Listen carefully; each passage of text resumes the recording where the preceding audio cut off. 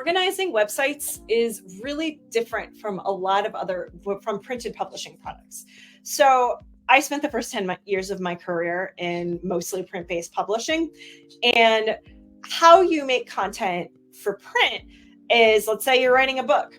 You write the whole book and you're a writer and you write it out and you write it, and then it gets edited. It goes to the designer.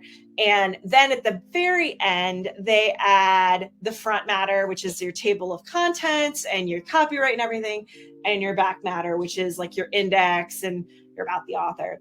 But basically, that stuff doesn't get put in until the very end.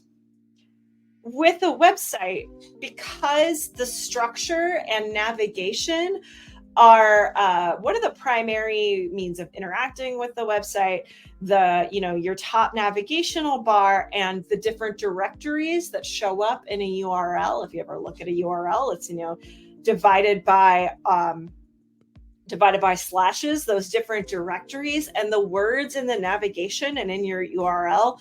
Those are actually extremely important in helping both people and algorithms understand what your website is about, which means that you want to go into your website understanding exactly how much content you'll need, understanding exactly what kinds of content, not necessarily that you're even publishing right away, but that you plan to publish in the future, and how you want to position that from like a brand perspective. Now, this is a personal website and it's your personal brand. So the information architecture is never going to be that complicated.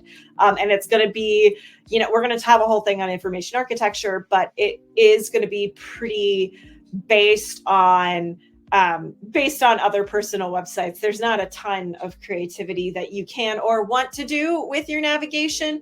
But what we want to do is go think through the whole purpose of the website and then organize that information ahead of time so that we can then fill it in and not have to feel like something is out of place or something that we really wanted in the website just didn't get put in. And now it's just like an outlier.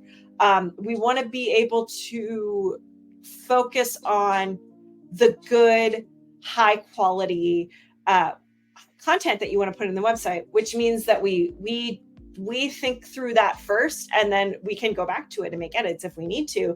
But it is a process that we have gone through that we thought, okay, these are the content types that are going to be on the website. This is what I want to highlight. This is why I want to highlight the things that I highlight.